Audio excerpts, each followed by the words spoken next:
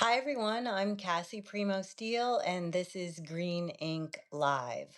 I usually do a 30-minute writing coaching lesson here at Green Ink every Wednesday for my paid subscribers, but today I wanted to do something a little bit different. I want to talk about why poetry is more than necessary right now. Much of what I will share with you comes from my book, We Heal from Memory. This book is focused on the healing power of the poetry of Anne Sexton, Audre Lorde, and Gloria Anzaldúa. It was published in 2000, so it's 25 years old now, which is a little bit wild to think about. And it is also the basis for my upcoming class for the Loft Literary Center on Saturday, June 28th from 9 to 12 Central Time online. So wherever you are in the world, you can join me for that class. You can check out my Substack or my website for more information about that, or just go to the Loft Literary Center site. So, why do I think poetry is more than necessary now? What poetry allows us to do that other forms of communication, particularly narrative, often fall short with is that poetry allows us to witness to a trauma, either individual or collective, when there is no story. So I will give you a little bit of an example of this, which is that when something has happened to you personally, the way that you know that it's a trauma is that you have what are called after images or symptoms that linger.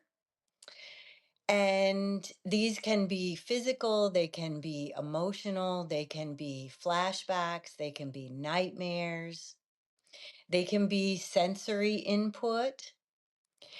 And these are the forms of memory that the brain records during a traumatic event because to stay kind of, we might say, online during a trauma and record the event in a narrative way that is with a beginning, middle, and end is too much for the mind, body, and spirit.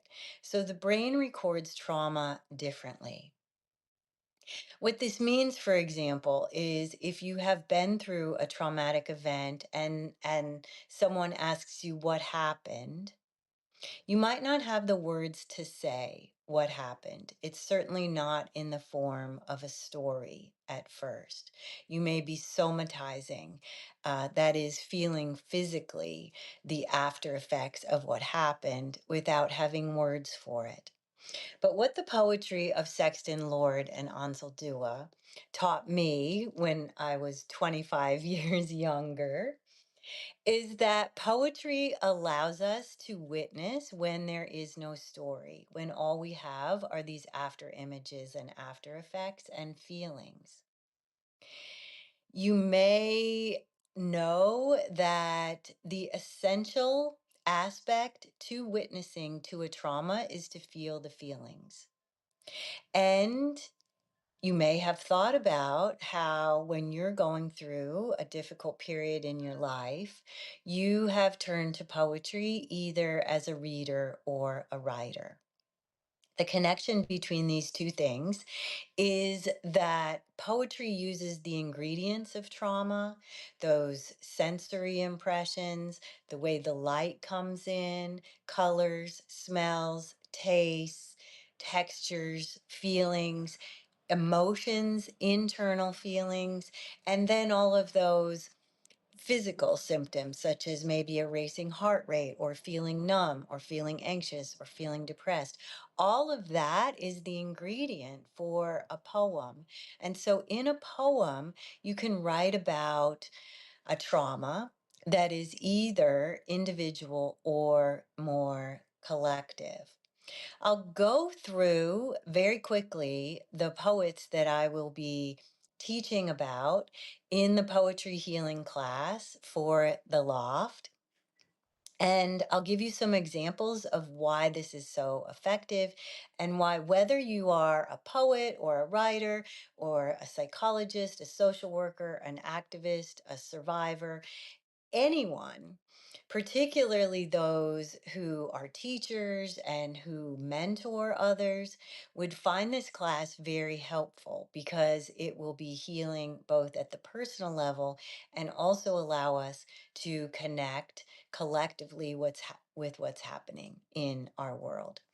So Anne Sexton, here's the photo of her from the back of the book, wrote at a time when many women did not use their voices in the public sphere.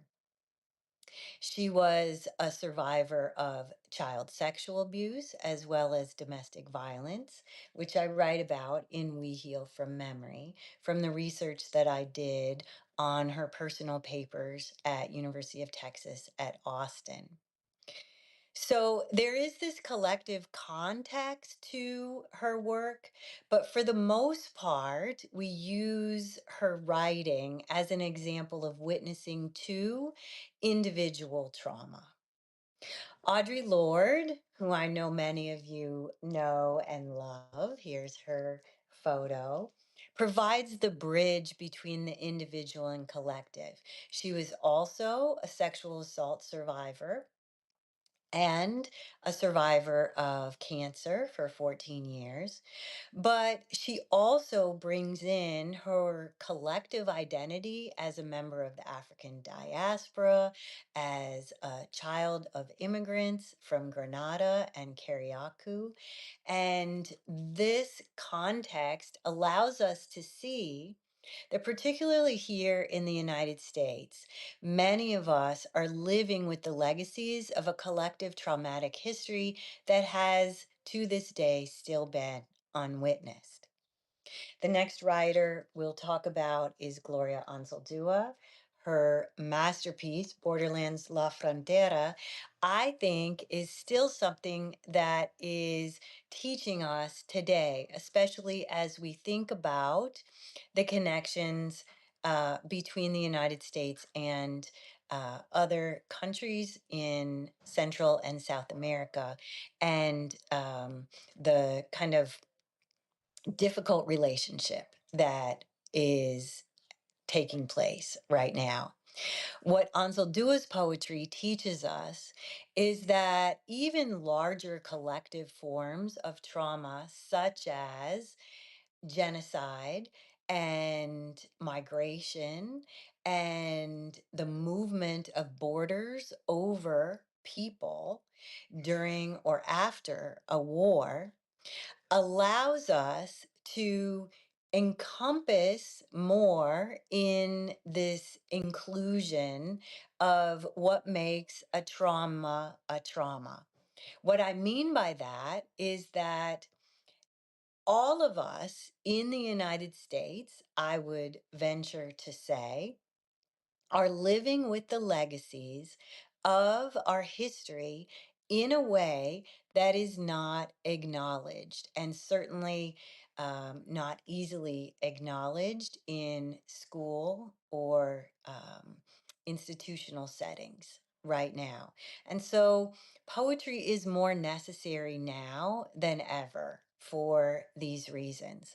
Unless we are native here in the United States, our ancestors all came from somewhere else, and we all carry the legacy of that migration and the deprivation that led to that migration.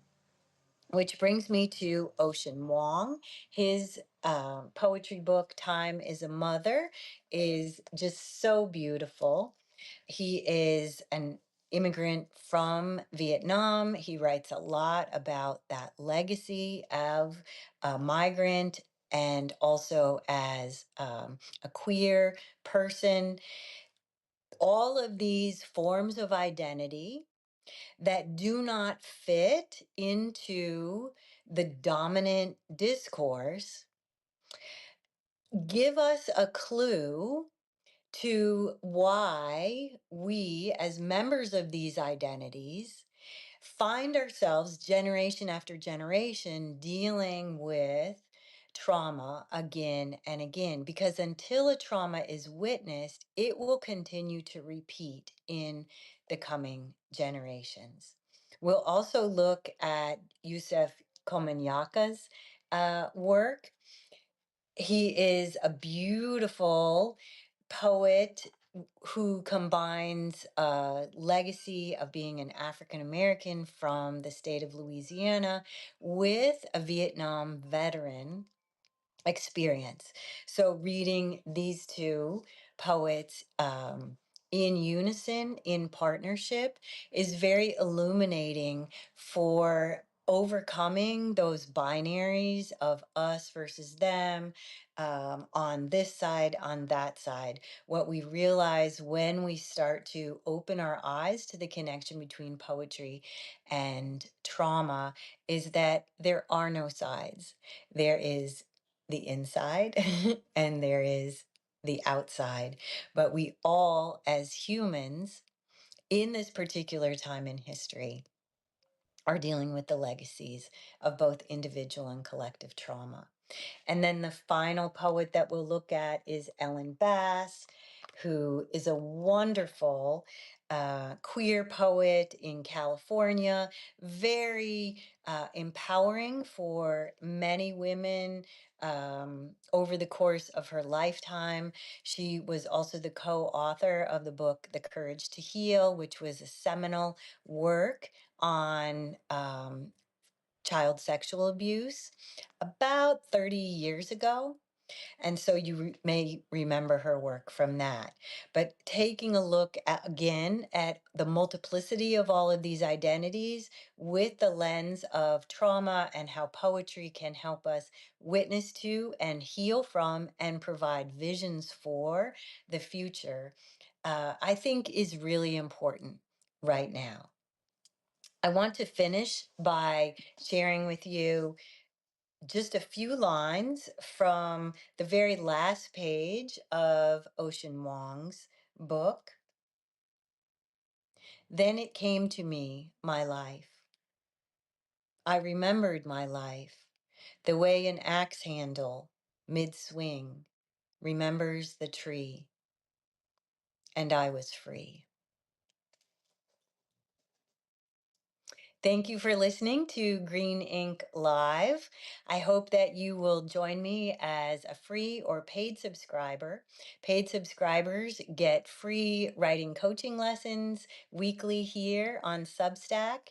And if you're interested in joining the poetry healing class at the Loft on Saturday, June 28th from 9 to 12 Central Standard Time, you can look for that here on Substack. I have a post earlier this week about it, and there are links in that post to register. Space is limited and it will fill up. So as you make your summer plans, go ahead and put that on your calendar. Thanks so much for being here. I'm sending you much love, strength, and resilience in these traumatic times. There is hope, and there are ways that you can use writing and creativity to heal and to be full.